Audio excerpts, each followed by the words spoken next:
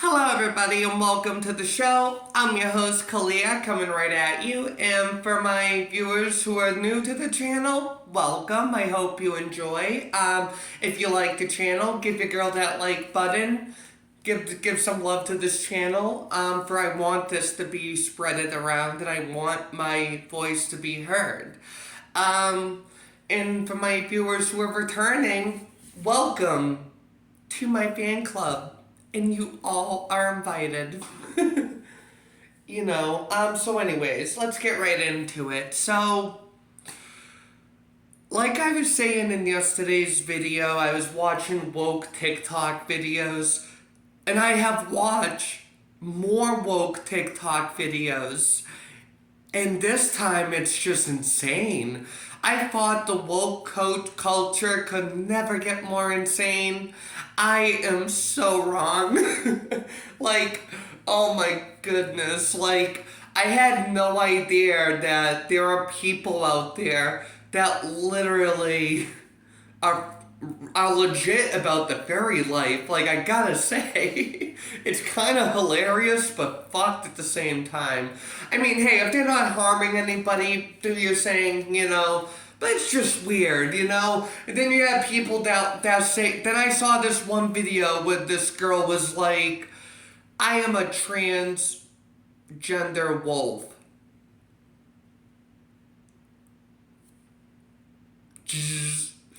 Like, what? Like, this is what I mean when I say the trans community has taken it too far. Gender dysmorphia is a legitimate medical condition. Trans species, transracial, like, this is so stupid. Like, alright, did anyone ever hear about the kid? I forget his name, but he transitioned to be a non-binary Korean. I swear to you, like, these woke motherfuckers, they got their own fucking lingo. They got their own language. Like, I was on, like, when I seen that, I was like, what? Like, how does that make any sense? Because transitioning is a binary experience. Gender is a binary experience. That's what I don't understand. It's like, okay, what sense does that make? And the person came to regret it, and you're seeing a lot of people who are regretting this decision. And my problem is not just the fact I've said many times in my videos that I am very much against drag shows. I'm very much against drag shows for kids especially. And I am even more against kids being on hormones at such a young age where they haven't even gone through puberty yet. There was a documentary on the trans woman Jazz, and she had transitioned at a very young age, and they had a lot of complications of her surgery because she had a micro penis before the surgery, and that was from the hormones, and that's why I say it's so important to go through puberty before you start HRT. Like, okay, dressing up is one thing, but putting the kid on hormones, that's just child abuse. I'm gonna say it again and again and again. That is child abuse, straight up. I don't feel like we're doing the trans community much of a favor, and I feel like these trans activists are so bad. Like, I'm not saying they ain't transgender. That's not what I'm saying. But they're very biased. If something goes against the gender ideology, they automatically condemn it. There are so many things that, like, straight up are just wrong about this. Like, I'll say this too, and I said it in my previous videos, is that I didn't start HRT until I was 24 years old. And I started at the best time because at that age, I at least knew who I was. I knew what I wanted. I had came to terms that I felt as a woman and I felt as I was in the wrong body. And here's the sad part, is that before my transition, I remember before my transition, when I was a male, and when I identified as a male, to be more correct, and I had I'd done every drug in the book: heroin, cocaine, acid, mushrooms, because when Neil Young said it's better to burn out than to fade away, it was true. I didn't want to fade away at that time, but I wasn't happy and I wasn't living a satisfied life, and I wasn't a very upbringing person. I was a very low self-esteem person. I didn't I was from a culture where being gay or being trans was absolutely not accepted. Like, okay, when I was a kid growing up, we knew about gay, we knew about lesbians, we knew about trans people, but it wasn't something that was very much talked about. And I think it's like, okay, this is how I look at it.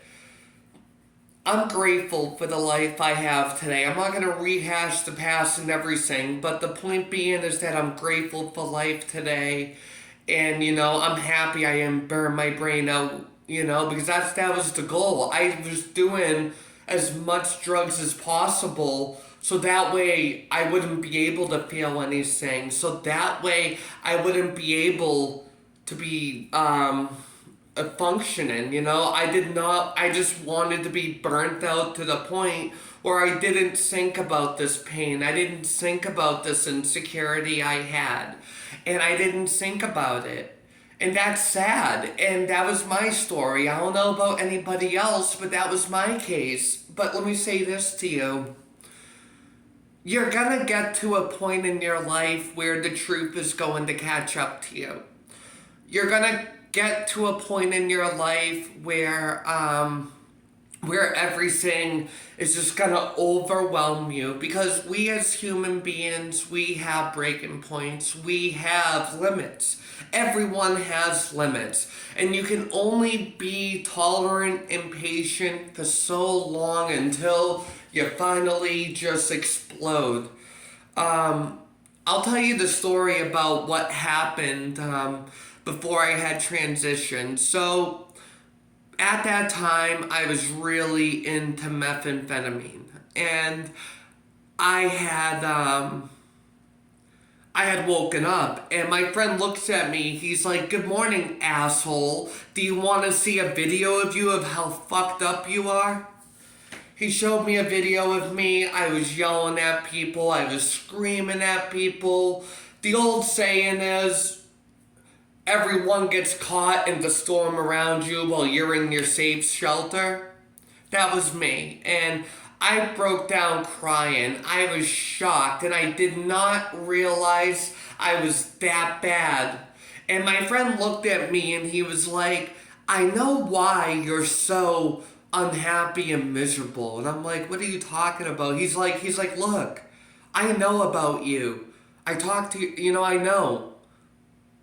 I know that when you were, your whole life, you felt as you were in the wrong body." He was like, "I found your dress up clothes. I found your dresses. I found your bras. I found your makeup. I found biotin, with your medication."